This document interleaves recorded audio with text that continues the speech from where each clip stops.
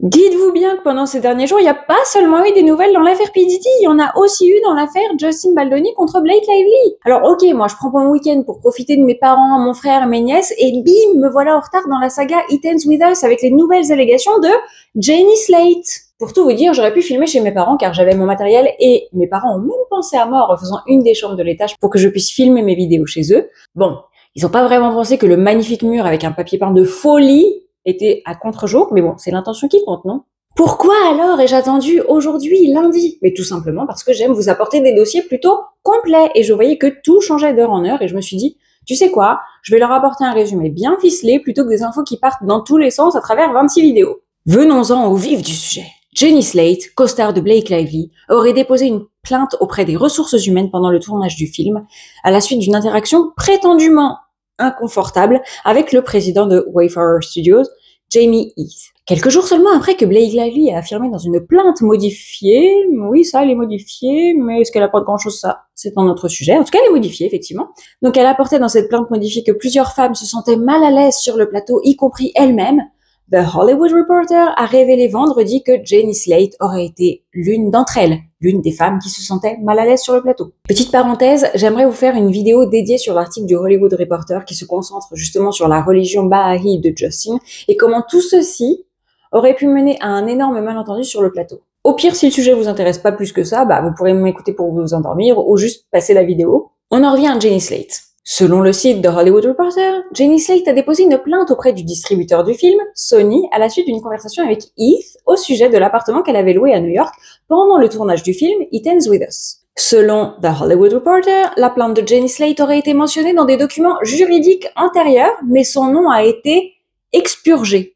Bah tiens, je tiens quand même à dire que j'ai eu un petit moment de questionnement. Est-ce que Sony aurait pu supprimer toutes les éventuelles traces et mentir aux journalistes de Variety quand ils lui ont demandé s'il y avait eu des plaintes niveau ressources humaines contre Justin Baldoni? Vous vous souvenez, ils avaient répondu par un non catégorique. Et en effet, cette plainte en particulier, comme on va le voir, n'a absolument rien à voir avec Justin Baldoni, mais plutôt avec Jamie Heath. Et je voudrais noter juste deux choses avant de continuer, c'est que, attention, je ne cautionne pas cette éventuelle plainte car je ne vois pas ce qu'il a pu faire ou dire qui l'a rendu inconfortable. Pareil, on va creuser juste après. Pour le moment, on n'a rien. Et je ne cautionne pas non plus, si c'est avéré, que Sony dissimule ou fasse disparaître des documents juridiques pour protéger leur réputation. Quand même. On sait qu'ils le font pas pour protéger Justin, ils le font pour protéger Sony. S-O-N-Y. Basta. Juste eux. Bref, l'humoriste Jenny Slate et son mari, sorry si j'écorche son nom, Ben Shattuck, ont une fille prénommée Ida qui a 4 ans. Jenny aurait dit à Jamie Heath qu'elle n'était pas très satisfaite de l'appartement qu'elle avait loué. Cependant, elle a dit que déménager n'était absolument pas une option en raison de la caution de $15 000 qu'elle venait tout juste de verser. Bien que Jamie Heath aurait dit à Jenny Slate que Wayfarer la rembourserait afin qu'elle puisse trouver un meilleur endroit, il l'aurait fait en utilisant un langage qui la mettait mal à l'aise. Quel langage? Des preuves, des mots, des citations?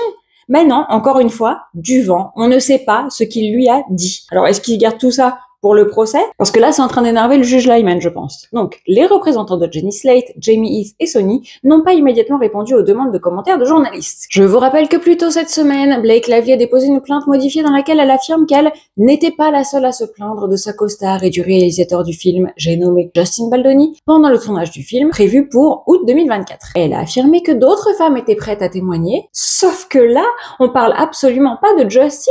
On est en train de parler d'une affaire qui s'est passée entre Jenny Slate et Jamie Heath, où c'est une question de langage qui l'aurait mis mal à l'aise, mais on parle pas de harcèlement.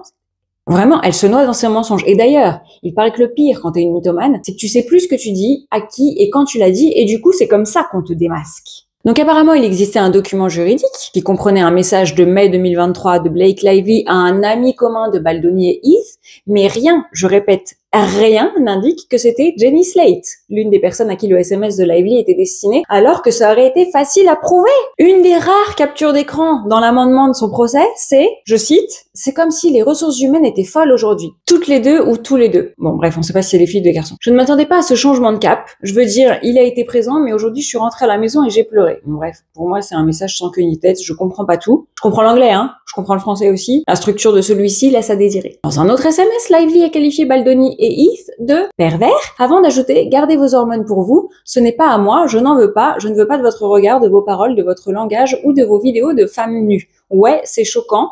Des clowns. Qui se moque des hormones de qui, là? Ah ouais. C'est pas Baldoni comme elle l'avait dit, hein. C'est bien elle qui se moque des hormones de Baldoni. Une autre actrice dont le nom n'a pas été identifié dans les documents aurait déposé la plainte dans les 3 jours suivant celle de Blake Lively. Se pourrait-il que cela soit Robin, la sœur de Blake, qui avait un rôle dans le film?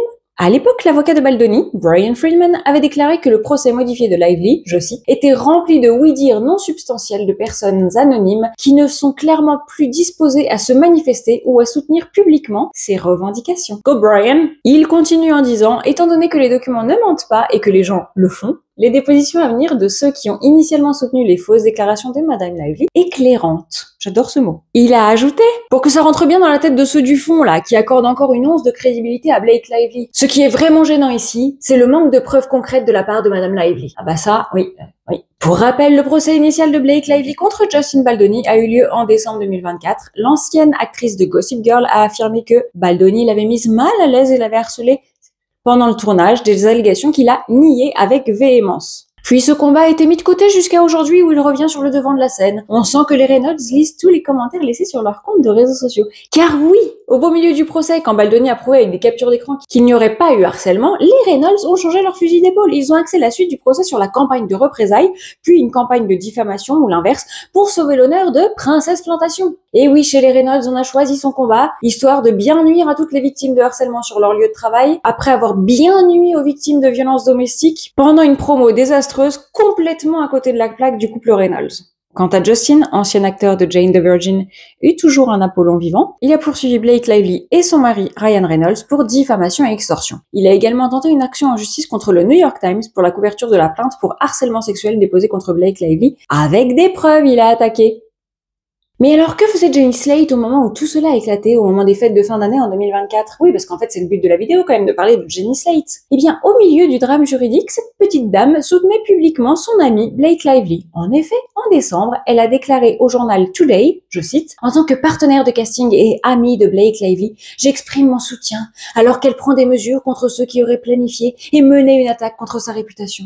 Blake est une leader, une amie fidèle et une source fiable de soutien émotionnel pour moi et pour tant de personnes qui la connaissent et qu'il aime. » Et elle a continué en qualifiant tout simplement, je cite, « l'attaque contre Blake de terriblement sombre, dérangeante et totalement menaçante. Je félicite mon ami, j'admire son courage, je suis à ses côtés. » Ouais, bah t'étais pas à ses côtés pour l'amendement de sa plainte. Pour finir, je vous rappelle que le procès devrait avoir lieu en mars 2026 car les deux ont refusé communément, c'est le seul accord qu'ils ont eu en commun d'ailleurs, la médiation. Ce que je crains, dites-moi ce que vous en pensez dans les commentaires, hein, c'est que les Reynolds essaient de ruiner Justin jusqu'à ce qu'il lâche l'affaire par manque de moyens financiers ou physiques, ou voire émotionnels, parce que les Reynolds ne peuvent pas être sans savoir qu'au procès, on ment pas sous serment, c'est pas bien, et que toute cette histoire risque de leur éclater au visage. Bref, je veux savoir ce que vous en pensez dans les commentaires. Qu'est-ce que vous pensez de Jenny Slate? Quels propos a pu avoir Jamie Heath? Est-ce que vous avez vu des propos que moi j'aurais ratés ce week-end? C'est possible aussi. Je dis pas que j'ai toute la science infuse, mais si jamais vous avez vu les vrais propos de Jamie Heath, je veux bien les voir aussi.